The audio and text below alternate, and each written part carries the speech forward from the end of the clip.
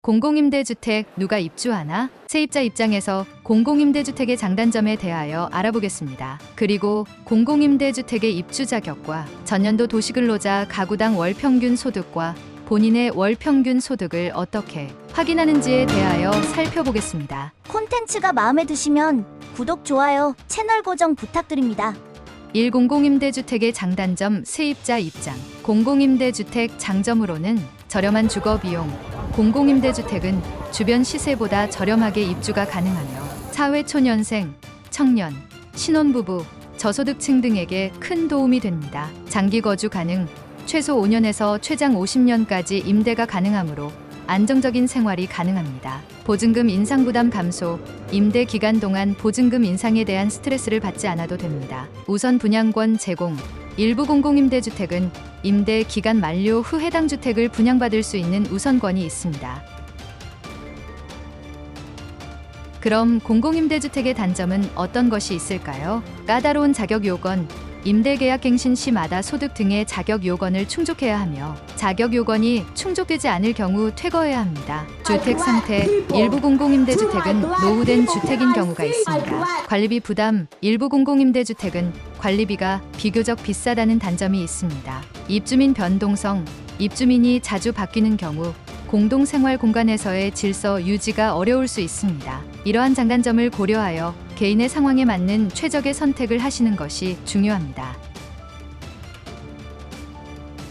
이 공공임대주택의 입주 자격에 대하여 살펴볼까요? 소득이 낮은 무주택 서민, 소득이 낮은 무주택 서민이거나 국가유공자, 장애인, 신혼부부, 다자녀 가구, 노부모 부양자 등 정책적 배려가 필요한 사회계층에게 주택 마련을 위한 제도입니다. 전용 85 이하 입주 자격, 입주자 모집 공고일 현재 당해 주택 건설 지역에 거주하는 무주택 세대 구성원으로서 청약예금 또는 주택 청약종합저축 등 입주자 저축 가입자라야 합니다. 전용 85 초과 입주 자격, 입주자 모집 공고일 현재 만 19세 이상인 자로서 주택 청약종합저축 또는 청약예금 등 입주자 저축 가입자라 합니다. 자산 보유 기준, 공공주택 입주자 보유 부동산 및 자동차 관련 업무 처리 기준에 의거 아래 자산 보유 기준을 충족하여야 합니다. 예를 들면 부동산 토지 건물 2억 1,550만 원 이하, 자동차 3,683만 원 이하여야 합니다. 일반 공급, 입주자 저축 가입자인 무주택 세대 구성원을 대상으로 순위 순차에 따라 공급합니다. 여기서 입주자 저축이라 하면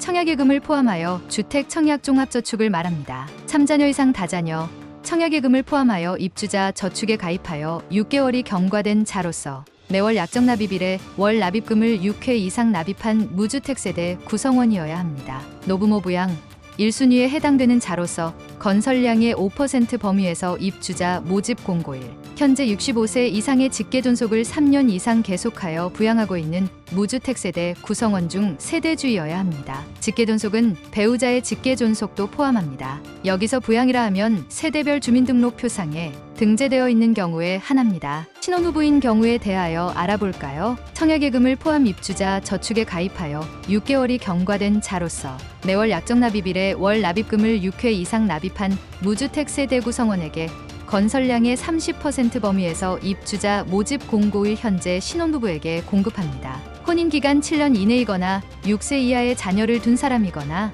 예비 신혼부부, 6세 이하 자녀 한 부모 가족인 무주택 세대 구성원으로서 해당 세대의 월평균 소득으로 전년도 도시근로자 가구당 월평균 소득의 130% 이하인 자에게 특별 공급합니다. 가구당 월평균 소득에서 4명 이상인 세대는 가구원 수별 가구당 월평균 소득을 말합니다. 가구당 월평균 소득의 130%에서 배우자가 소득이 있는 경우에는 140% 이하로 합니다. 소득계산에서 신청자와 동일한 세대별 주민등록표상에 등재되어 있지 아니한 신청자의 배우자 및 배우자와 동일한 세대를 이루고 있는 세대원의 소득을 포함합니다. 창기 자격은 주택 공급에 관한 규칙 개정 등에 따라 변동될 수 있으며 상세하고 정확한 입주 자격 조건 및 당첨자 선정 기준 등은 분양 시점의 입주자 모집 공고문을 확인하셔야 합니다.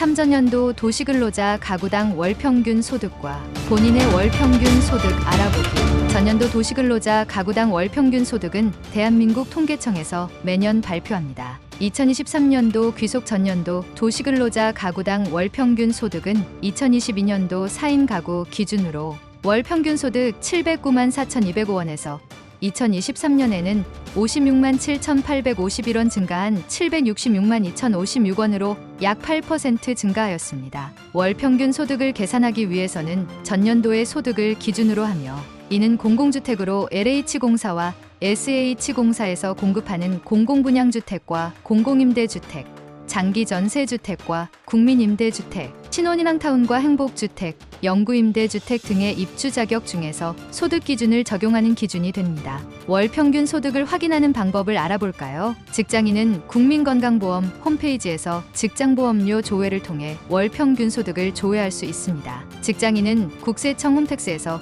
근로소득원 천징수 영수증을 통해 월평균 소득 확인이 가능합니다. 직장인과 자영업자 등은 국세청 홈택스에서 소득금액증명서 발급을 받아 월평균 소득 확인이 가능합니다. 이러한 정보를 바탕으로 개인의 월평균 소득을 계산하고 이를 전년도 도시근로자 가구당 월평균 소득과 비교하여 공공임대주택의 입주 자격을 판단할 수 있습니다. 공공임대주택 누가 입주하나? 세입자 입장에서 공공임대주택의 장단점, 공공임대주택의 입주 자격과 전년도 도시근로자 가구당 월평균 소득 확인하는 법 등에 대하여 살펴보았습니다. 감사합니다. 영상이 마음에 드셨다면 구독, 좋아요, 공유 부탁드립니다.